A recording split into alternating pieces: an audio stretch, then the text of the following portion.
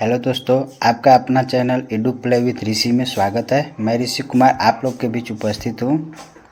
पिछले लेक्चर में linear equation के बारे में बताया था। इस लेक्चर के माध्यम से मैं आप लोग को क्वाड्रेटिक इक्वेशन के बारे में बताऊंगा, जो कि इस वीडियो में पूरा डिटेल्स के साथ मैं बताऊंगा कि एग्जाम में कैसा क्वेश्चन आता है, कहाँ से क्वेश्चन पूछता है।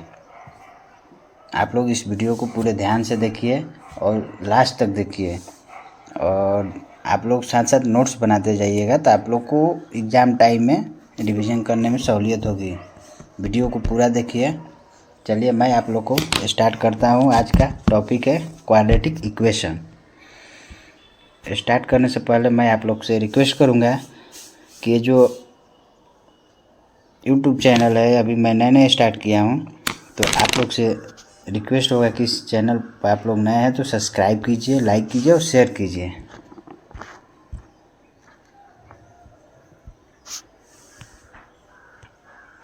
चलिए, तो आज का टॉपिक है क्वाड्रेटिक इक्वेशन के बारे में मैं आप लोग को बताऊंगा। और पिछले क्लास में लीनियर इक्वेशन के बारे में बताया था, कैसा क्वेश्चन एग्जाम में आता है, मेनली बीपीएससी टीआरई 3 के लिए, और जो भी अदर कॉम्पिटिटिव एग्ज़ाम है उसमें भी ये आपको बहुत फ़ायदेमंद होगा। आप लोग ध्यान से देखिए। चलिए मैं स्टार्ट करता हूँ। Quadratic equation. क्वाड्रेटिक इक्वेशन होता क्या है? तो जैसे कि हम लोग देखें, क्वाड्रेटिक मतलब द्वि होता है, द्विघात समीकरण, हिंदी में बोलते हैं द्विघात समीकरण। तो इसका जनरल इक्वेशन होता है ax² + bx + c। इसका जनरल इक्वेशन क्या होता है? ax² + bx + c। Quadratic equation का जो जनरल इक्वेशन होता है ax² + bx + c, वेयर क्या आता है? a b और c क्या है? कांस्टेंट है। And a not equals to 0, a 0 नहीं होना चाहिए। अगर a 0 हो जाएगा तो देखिए इस इक्वेशन का मैक्सिमम पावर क्या हो जाएगा? अगर a 0 कर दें तो ये टर्म 0 हो गया, तो मैक्सिमम पावर 1 हो जाएगा। तो फिर ये कैसा इक्वेशन हो जाएगा? Linear equation.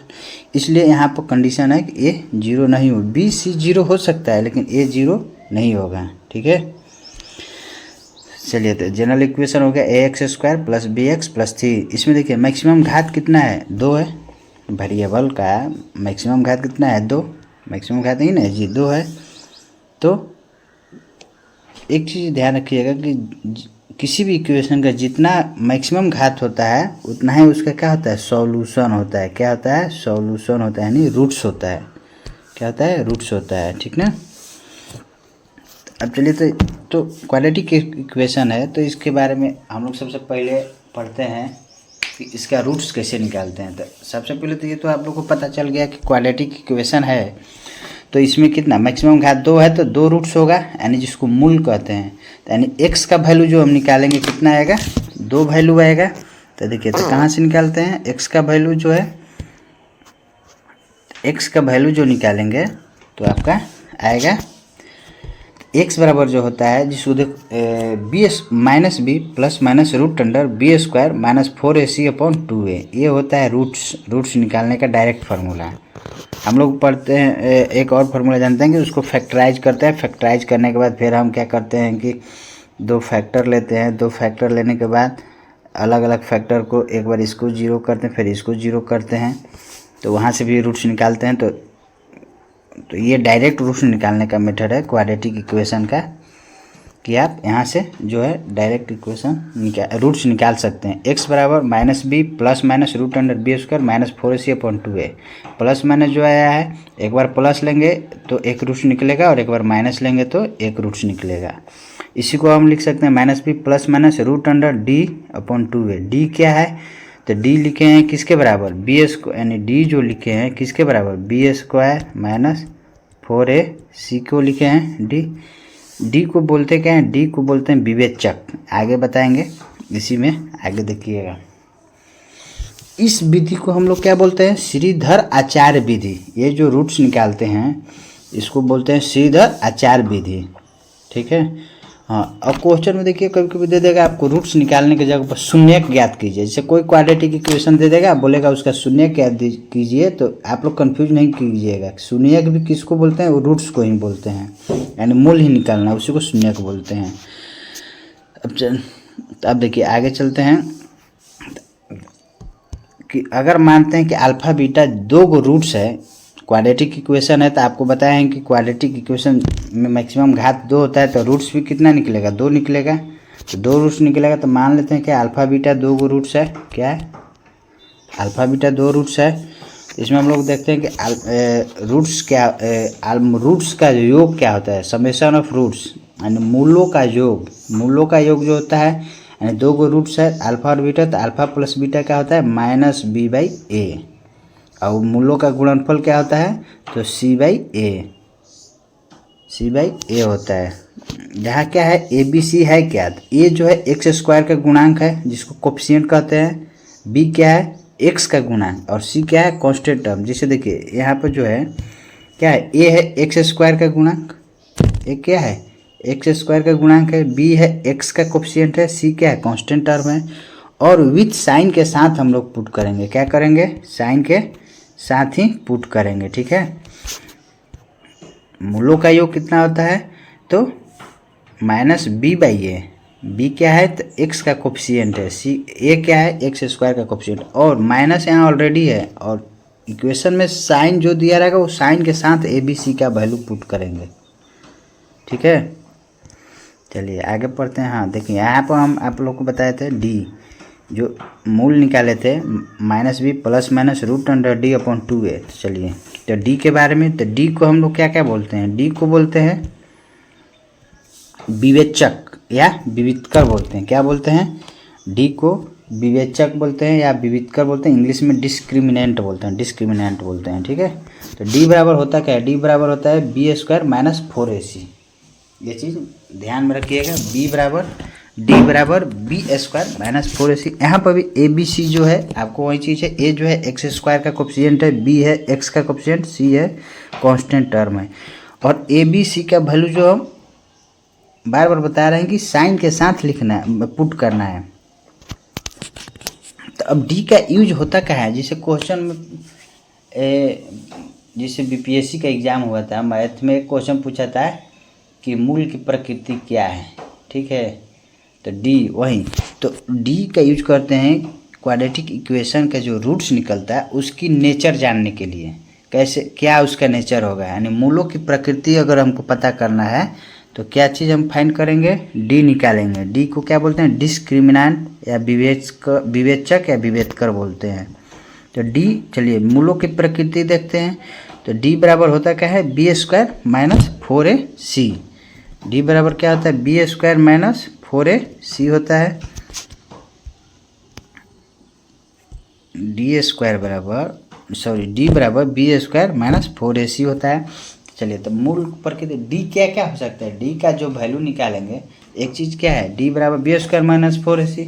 तो डी या तो 0 होगा, या तो 0 से बड़ा होगा, या 0 से छोटा होगा, तीन ही ना होगा। डी का वैल्यू जो भी निकालेंगे तो डी 0 होगा, या 0 से बड़ा होगा, या 0 से छोटा होगा, तीन कंडीशन। तो पहला कंडीशन क्या है, डी जो है 0 से क्या है, बड़ा है, यानी डी का वैल्यू कैसा है, पॉजिटिव।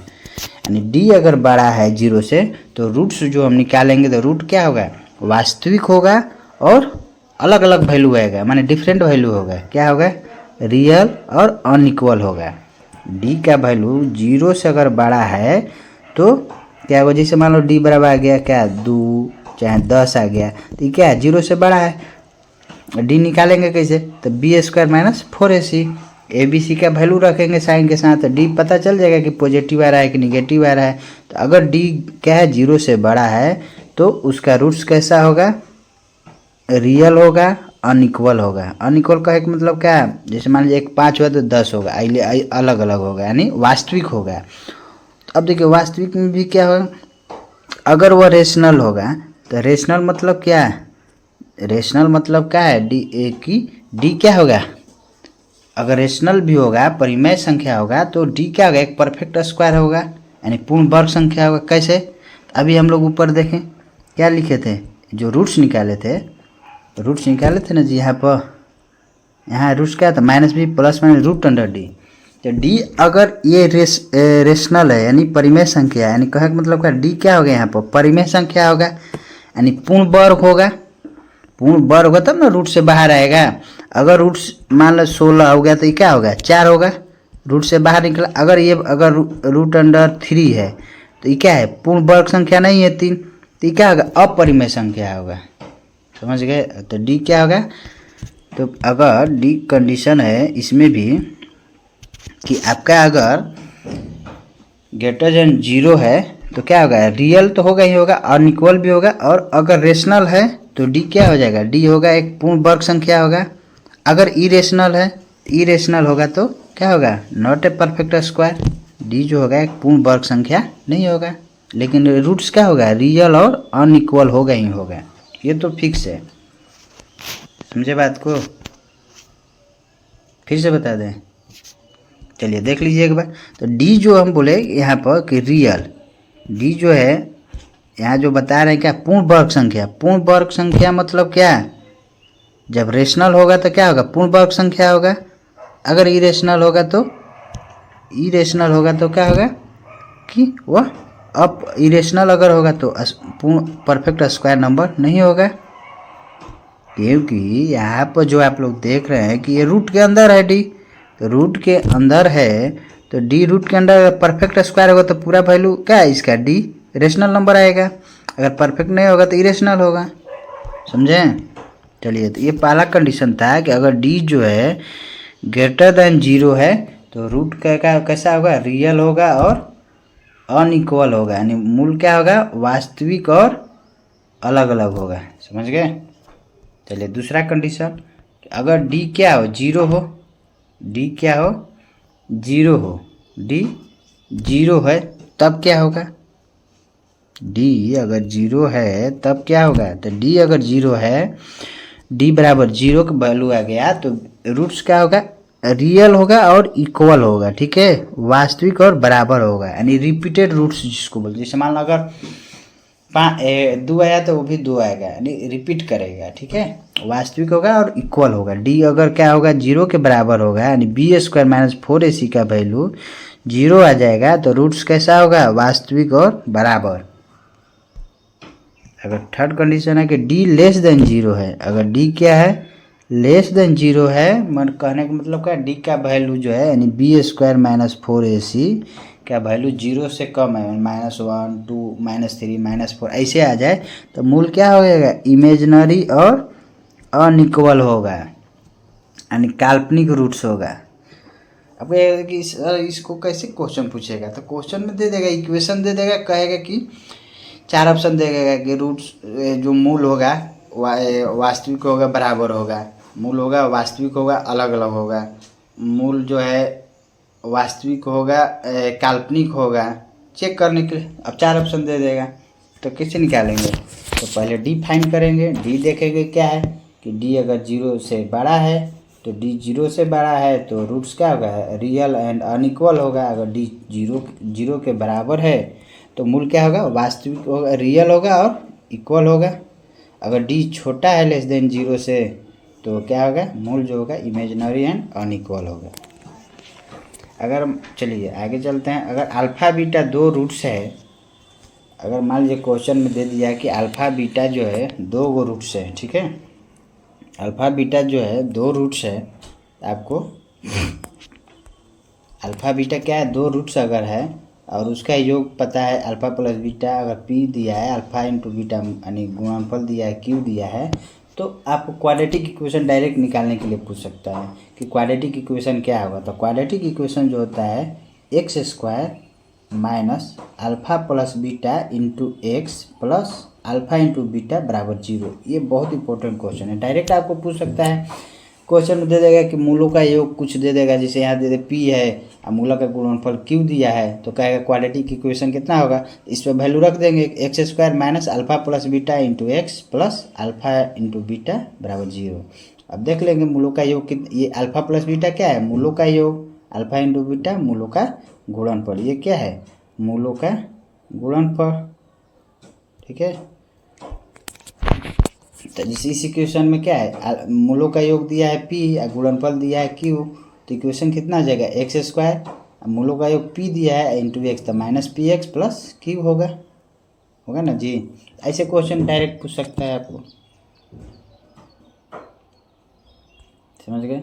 उसी तरह ये मान लीजिए दे दिया अगला क्वेश्चन दे देगा कि अगर अल्फा बीटा दो गो रूट्स है, ठीक है, अल्फा बीटा जो क्या है रूट्स है, क्या है रूट्स है, तो कहेगा कि फैक्टर क्या होगा, फैक्टर क्वाड्रेटिक इक्वेशन का फैक्टर क्या होगा।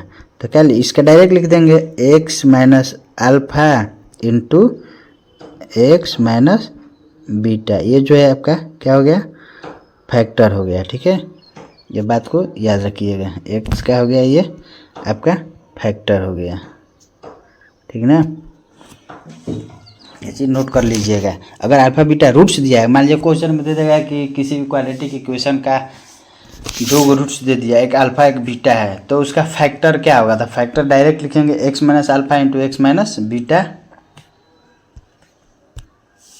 हो गया फैक्टर। अगर क्वाड्रेटिक इक्वेशन पूछेगा तो मूलों का योग एक्स स्क्वायर माइनस मूलों का योग इंटू एक्स प्लस मूलों का गुणनफल बराबर 0, समझ गए।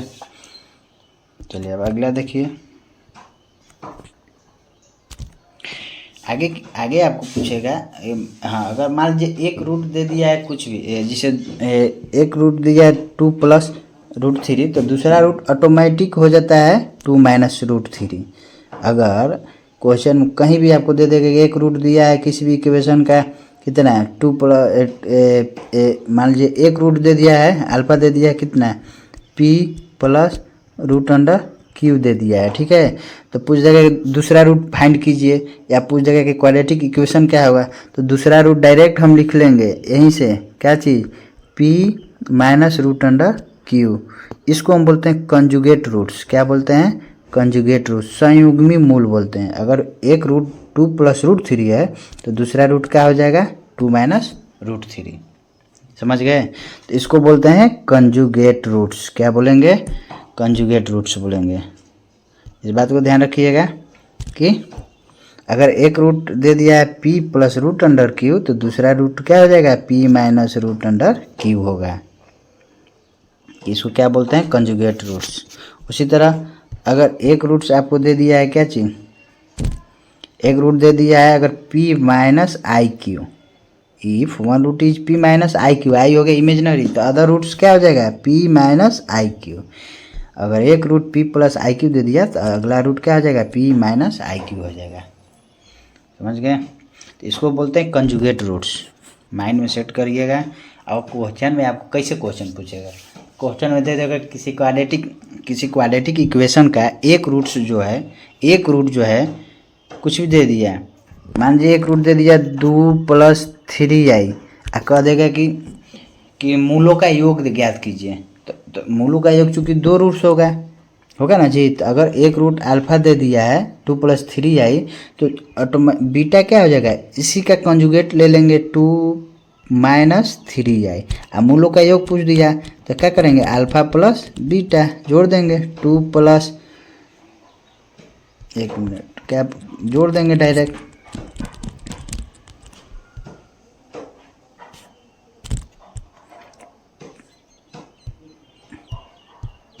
क्या करेंगे जोड़ देंगे।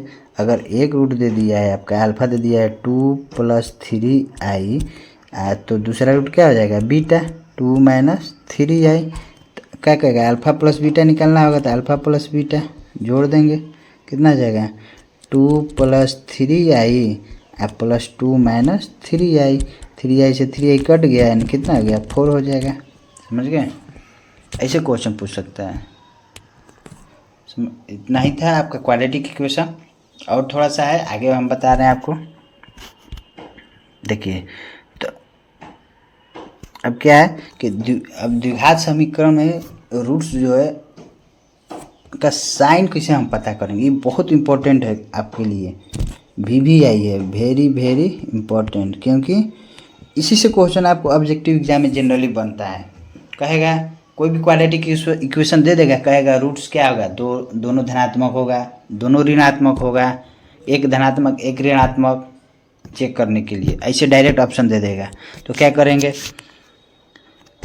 तो करेंगे क्या इसको, देखिए तो रूट्स चिन्ह कैसे पता करेंगे कि दोनों धनात्मक होगा कि दोनों ऋणात्मक होगा कि दोनों क्या होगा, एक ऋणात्मक एक धनात्मक होगा, तो इसको चेक करने के लिए तो जनरल इक्वेशन होता है देख लेंगे इस फॉर्म में क्या है, A X square plus B X plus C बराबर 0। अगर ऐसा इक्वेशन है तो हम कांस्टेंट टर्म वाला साइन देखते हैं। कांस्टेंट टर्म का साइन क्या है हमारा यहाँ पर, प्लस है। क्या देखेंगे, कांस्टेंट साइन का, कांस्टेंट टर्म का साइन देखते हैं तो ये क्या है, प्लस है, प्लस है। तो चूंकि हम लोग जब सॉल्व करते हैं क्वाड्रेटिक इक्वेशन, आप लोग देखे होंगे क्या करते हैं कि कांस्टेंट को और इसको मल्टीप्लाई करते हैं, दोनों को मल्टीप्लाई करके फिर इसको फैक्टर करते हैं, फैक्टर करते हैं ना जी।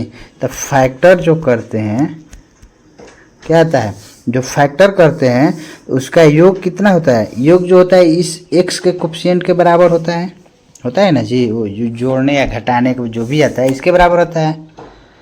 तो उसी तरह तो जब हम लोग क्या करेंगे, तो साइन पता करना है कि रूट्स का, कि रूट माने क्या होगा, दोनों धनात्मक होगा कि दोनों ऋणात्मक होगा कि एक धनात्मक एक ऋणात्मक होगा। तो सबसे पहले कांस्टेंट का जो साइन होगा उसको देखते हैं। तो यहाँ पर क्या है, प्लस है, प्लस है ना जी। तो यहाँ पर जब साइन प्लस है तो अगर प्लस है तो इतना माइंड में सेट कर लीजिएगा कि अगर प्लस है तो दोनों रूट्स क्या होगा, सेम होगा। सेम कहने का मतलब दोनों रूट्स जो होगा, क्वाड्रेटिक है तो दो होगा अल्फा बीटा, तो रूट्स क्या होगा, सेम होगा। सेम कहने का मतलब तो क्या, साइन दोनों का सेम होगा, या तो प्लस होगा प्लस या माइनस माइनस होगा। अब सोचेंगे इसमें होगा क्या कि दो ऑप्शन है, दो हो गया ना जी, कि दोनों प्लस हो गया कि दोनों माइनस। पहले तो ये तो क्लियर हो गया कि अगर कांस्टेंट टर्म का साइन जो है प्लस है, पॉजिटिव है, तो रूट्स का साइन भी क्या होगा, इक्वल होगा, यानी दोनों बराबर होगा। बराबर करने का मतलब या तो दोनों प्लस होगा या तो दोनों माइनस होगा। अब उसमें भी क्या होगा, दोनों प्लस होगा कि दोनों माइनस। तो कैसे पता करेंगे, तो x का जो कोफिशिएंट है यहाँ पर b, इसका साइन देखते हैं। क्या देखेंगे, x का जो कोफिशिएंट है b, उसका साइन देखेंगे, ठीक ना। तो उसका साइन देखेंगे तो क्या है यहाँ पर, अगर प्लस है तो सीधे अपोजिट करते हैं, ठीक ना। इसमें अगर कोफिशिएंट कांस्टेंट टर्म का साइन पॉजिटिव है और तो इसका सीधे अपोजिट वाला साइन लेते हैं।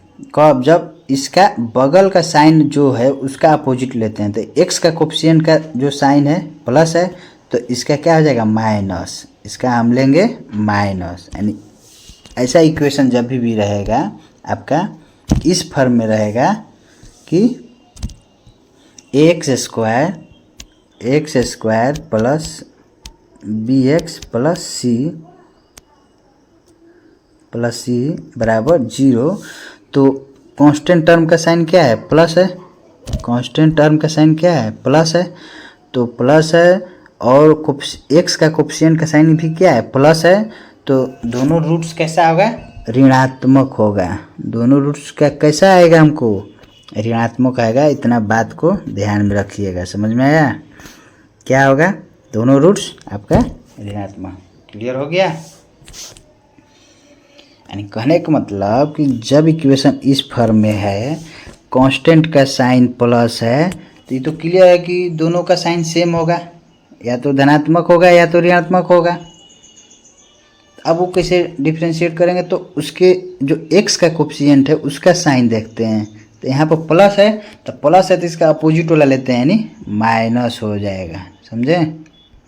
माइनस यानी दोनों रूट्स कैसा आएगा, दोनों का जो रूट्स होगा ऋणात्मक होगा। ये माइंड में सेट कर लीजिएगा, क्वेश्चन पूछा हुआ है बीपीएससी में भी। क्लियर हुआ।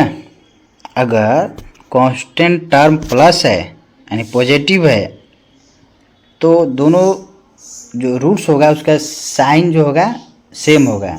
अब उसमें भी क्या होगा, तो कैसे फाइंड करेंगे, तो x का जो कोफिशिएंट है उसका साइन देखते हैं। अगर प्लस है तो दोनों रूट्स कैसा होगा, ऋणात्मक होगा। अगर x का कोफिशिएंट क्या है, अगर x का कोफिशिएंट माइनस है, देखिए यहाँ पे x का कोफिशिएंट क्या है, अगर माइनस है तो क्या होगा, x का कोफिशिएंट माइनस है। देखिए यहाँ पर कांस्टेंट टर्म क्या है, प्लस है ना जी, प्लस। तो प्लस है, कोफिशिएंट क्या है यहाँ, माइनस है। x का साइन क्या है, माइनस, तो प्लस हो, दोनों रूट्स कैसा होगा, धनात्मक होगा। ये माइंड में सेट करिएगा, दोनों रूट्स कैसा होगा, दोनों रूट्स धनात्मक होगा। समझ गए, यानी दोनों रूट्स क्या आएगा, प्लस प्लस होगा। क्लियर। अगर कांस्टेंट टर्म जो है आपका क्या है, देखिए यहाँ पर कांस्टेंट टर्म अगर क्या है, कांस्टेंट टर्म अगर आपका प्लस साइन है तो और एक्स का कोफिशिएंट प्लस है तो दोनों रूट्स क्या होगा, ऋणात्मक होगा। अगर कांस्टेंट अगर कोफिशिएंट एक्स का जो साइन है ऋणात्मक है तो दोनों रूट क्या होगा, धनात्मक होगा। इस समझ गए। चलिए अब अगला, ये तो क्लियर हो गया कि दोनों रूट धनात्मक कब होगा, दोनों रूट ऋणात्मक कब होगा। अब देखते हैं, चलिए ये तो था कि जब कांस्टेंट टर्म क्या हो, प्लस हो। अगर कांस्टेंट टर्म का साइन क्या हो, माइनस, कांस्टेंट टर्म का जो साइन है क्या हो आपका, माइनस हो, तब क्या होगा। चलिए देखिए, कांस्टेंट टर्म क्या है यहाँ पर, माइनस है ना जी। कांस्टेंट टर्म का जो साइन है क्या है, माइनस है।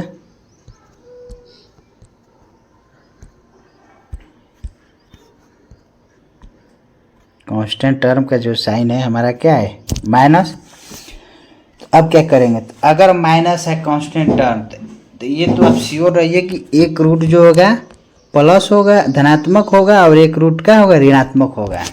आंख मूंद के ध्यान एकदम मार देना है ऑप्शन में। अगर कांस्टेंट का साइन क्या है, अगर कांस्टेंट का साइन जो है आपका माइनस है, तो कांस्टेंट का साइन अगर माइनस है तो आपका आंख मूंद के क्या मारेंगे कि एक रूट धनात्मक एक रूट ऋणात्मक होगा।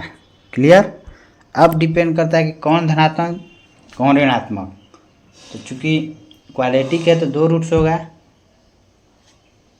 दो रूट्स होगा तो दोनों रूट्स एक धनात्मक एक ऋणात्मक होगा।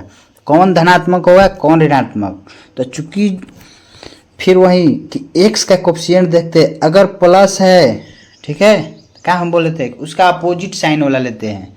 अगर प्लस है तो जो निगेटिव रूट्स आएगा, ऋणात्मक जो रूट्स आएगा वह बड़ा होगा। ठीक है, अगर मान लीजिए एक आया 5, एक हो गया रूट्स, एक हो गया 10, ठीक।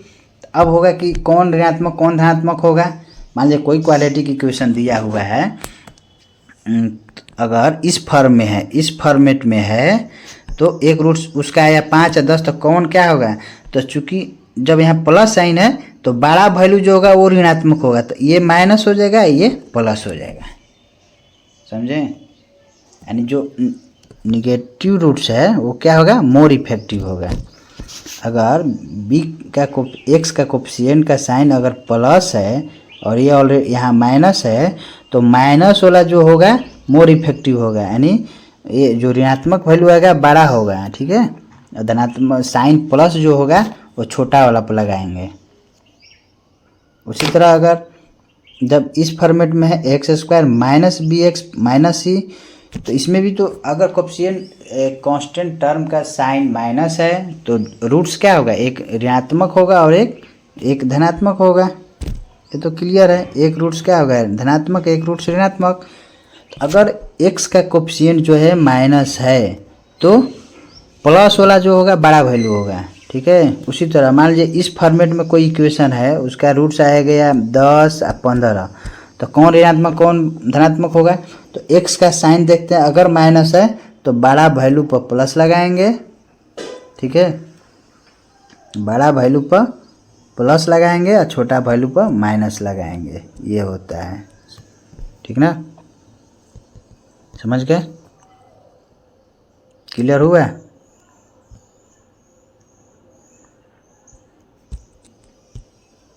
क्लियर हो गया आप लोग को, साइन पता चल जाएगा आप कौन रूट्स। अगर किसी भी इक्वेशन का जो रूट्स निकालेंगे तो एक धनात्मक एक ऋणात्मक या एक दोनों धनात्मक होगा कि दोनों ऋणात्मक होगा, पता चल जाएगा। क्लियर हो गया। तो कहाँ से पता करते हैं, तो कांस्टेंट टर्म का साइन देखते हैं। कांस्टेंट टर्म का साइन देखेंगे, अगर प्लस है तो ये तो क्लियर हो गया कि दोनों रूट्स जो होगा या तो धनात्मक होगा या तो ऋणात्मक होगा। अब धनात्मक होगा कि ऋणात्मक, इसको कैसे पता करेंगे? तो x का कोफिशिएंट देखेंगे। अगर प्लस है तो अपोजिट साइन लेते हैं, अगर प्लस है तो क्या लेंगे? Opposite sign. यानी कहने का मतलब कि दोनों रूट्स कैसा होगा? ऋणात्मक होगा। अगर माइनस साइन है तो दोनों रूट्स कैसा होगा? धनात्मक होगा। समझे?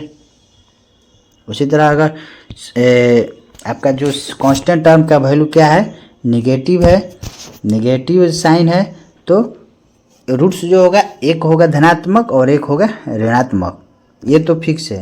अब कौन धनात्मक कौन ऋणात्मक होगा?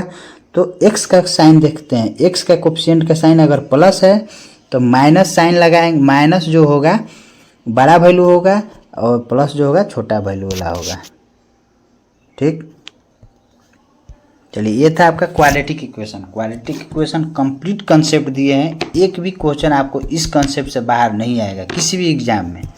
आप लोग इसको देखिए और नोट्स बना लीजिए। और आप लोग से एक रिक्वेस्ट होगा कि प्लीज़ चैनल पर नए हैं तो आप इसको सब्सक्राइब कीजिए, लाइक कीजिए और शेयर कीजिए, और कमेंट करके हमको ये बताइए कि आपको ये वीडियो कैसा लगा। चलिए अब थोड़ा सा जान लेते हैं, अलग से हट के थोड़ा है, ये क्यूबिक इक्वेशन क्या होता है। क्यूबिक इक्वेशन भी उसी तरह होता है, यानी क्यूबिक मतलब 3, यानी किसी भी इक्वेशन का जो मैक्सिमम पावर जो होता है कितना होना चाहिए? 3 होना चाहिए क्यूबिक इक्वेशन। तो यहाँ पर देखिए मैक्सिमम पावर की घात कितना है? घात आपका मैक्सिमम कितना है? 3 है, 3 है, तो इसको बोलते हैं क्यूबिक इक्वेशन। क्यूबिक इक्वेशन, इसमें भी वही कंडीशन कि ए जो होगा 0 नहीं होगा। तो अगर हम शुरू में ही बताए थे कि जितना मैक्सिमम घात होगा उतना ही उस इक्वेशन का क्या होगा? रूट्स होगा। तो अगर क्यूबिक है तो इसका रूट्स कितना होगा? इसका रूट्स 3 होगा, 3 गो रूट्स होगा। यानी कहने का मतलब x का वैल्यू जो निकालेंगे हम 3 रूट्स निकालेंगे।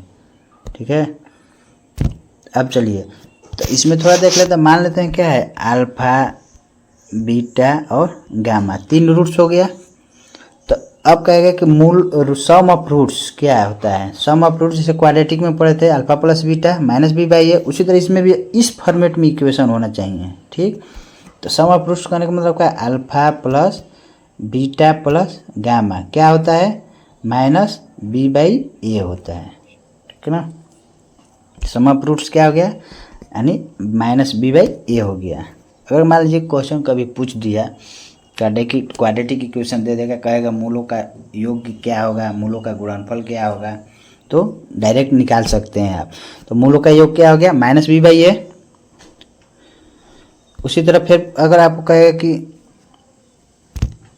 कि sum of the product of the roots taken at a two time, यानी प्रोडक्ट किसका पूछ रहा है? रूट्स का। कब? जब 2 को एक साथ लें तो उसका होता है सी बाई ए। कहने का मतलब कैसे? यानी 3 रूट्स हो गया अल्फा बीटा गामा, तो alpha into beta plus beta into gamma plus gamma into alpha taken at a two time, तो इसका क्या हो जाएगा? सी बाई ए हो जाएगा। समझे? यानी alpha plus beta, alpha into beta plus beta into gamma plus gamma into यहाँ पर हो जाएगा आपका अल्फा। क्या हो जाएगा? गामा इंटू अल्फा हो जाएगा, सॉरी यहाँ पर गामा इंटू अल्फा हो जाएगा। क्या हो जाएगा? गामा इंटू अल्फा क्या हो जाएगा? सी बाई ए हो जाएगा। ठीक ना, तो यानी जब 2 रूट्स को एक साथ लेंगे और उसका प्रोडक्ट करके टोटल सम निकालेंगे, कितना आएगा? सी बाई ए। सी क्या है? वही सेम चीज़ है। सी जो है आपका कितना है? देखिए सी एक्स का कोफिशिएंट है, ए क्या है? एक्स क्यू का कोफिशिएंट है, बी है एक्स स्क्वायर का कोफिशिएंट, डी है कांस्टेंट है। तो हमेशा साइन के साथ पुट करेंगे। देखिए यहाँ पर सब प्लस है तो इसमें हम रखे हैं। अगर मान लीजिए बी यहाँ माइनस पहले से, अगर बी यहाँ माइनस बी एक्स स्क्वायर हो गया था तो माइनस था पहले से और माइनस रखेंगे, इसमें हमेशा साइन के साथ रखेंगे किसी में भी। ये हो गया कि 2 रूट्स को एक साथ लेके प्रोडक्ट करके उसका समेशन क्या आएगा। अब कह रहा है कि प्रोडक्ट ऑफ द रूट्स, कहने का मतलब 3 रूट्स होगा। कौन कौन? तो प्रोडक्ट ऑफ द रूट्स कहेगा क्या क्या होगा? तो माइनस डी बाई ए, कहने का मतलब कि alpha into beta into gamma बराबर क्या हो जाएगा? माइनस डी बाई ए हो जाएगा। ये निकालने का तरीका है। आपको डायरेक्ट ऑब्जेक्टिव एग्जाम में अगर कोई भी क्वेश्चन दे देगा तो आप इस पर इससे ज़्यादा नहीं पूछ सकता है आप लोग से। ठीक ना, उसी तरह एक होता है by quadratic equation. By quadratic मतलब क्या है, बाई क्वाड्रेटिक, क्वाड्रेटिक मतलब दो, बाई मतलब उसका पावर दो, यानी मैक्सिमम पावर कितना है, मैक्सिमम जो पावर है यानी घात कितना हो गया, 4 हो जाएगा, मैक्सिमम घात 4, उसको बाई क्वाड्रेटिक इक्वेशन बोलते हैं। इसका जनरल इक्वेशन का जो फॉर्म होगा क्या होगा, ax के पावर 4 प्लस bx³ इस फॉर्म में होगा। इसमें भी a जो होगा 0 नहीं होगा, ठीक है। तो इसका भी कितना 4, मैक्सिमम घात कितना है 4 है, तो इसका भी 4 रूट्स होगा। कौन कौन मान लेते हैं, एक अल्फा हो गया, बीटा हो गया, गामा हो गया और एक हो गया डेल्टा हो गया, 4 रूट्स हो गया। जब 4 रूट्स हो गया, 4 रूट्स ही निकलेगा क्योंकि बाई क्वाड्रेटिक इक्वेशन है। तो सम ऑफ रूट्स पूछ दे तो -b/a होगा। b क्या है यहाँ पर देखिए, x³ का कोफिशिएंट है, a क्या है x4 का सब कोफिशिएंट, यानी कहने का मतलब alpha plus beta plus gamma plus delta बराबर क्या हो जाएगा, -b/a हो जाएगा। उसी तरह आपको कह देगा क्या जी कि sum of product of the roots taken at 3 at a time, 3 एक साथ लेते हैं, कहने का मतलब alpha beta gamma plus beta gamma delta plus gamma delta alpha क्या होता है, तो c/a हो जाएगा, ठीक है। उसी तरह कहेगा 2 को एक साथ लेंगे, alpha beta plus beta gamma plus gamma delta plus delta alpha, ऐसे करके लेगा। फिर उसी तरह तो टोटल क्या हो जाएगा, -d/a हो जाएगा। जैसे प्रोडक्ट ऑफ रूट कहेगा, तो प्रोडक्ट ऑफ रूट्स कहेगा तो क्या हो गया, यानी alpha into beta into gamma into delta कितना आ जाएगा, e/a। ई क्या है, ई देखिए ई क्या है यहाँ पे, ई जो है कांस्टेंट टर्म है ना जी, कांस्टेंट टर्म ई कांस्टेंट टर्म, समझ गए। तो यहाँ पर आपका क्वाड्रेटिक इक्वेशन ख़त्म होता है और नेक्स्ट वीडियो में मैं आप लोग को कोऑर्डिनेट ज्यामिति बताऊँगा। कोऑर्डिनेट ज्यामिति थोड़ा लॉन्ग जाएगा तो उसको 2 पार्ट में लाऊंगा। आप लोग इसको देखिए और नोट्स बना लीजिए, आपको हर एग्जाम में ये काम देगा, ठीक है। और आप लोग से रिक्वेस्ट होगा कि इस चैनल को सब्सक्राइब कीजिए, लाइक कीजिए और शेयर कीजिए। धन्यवाद।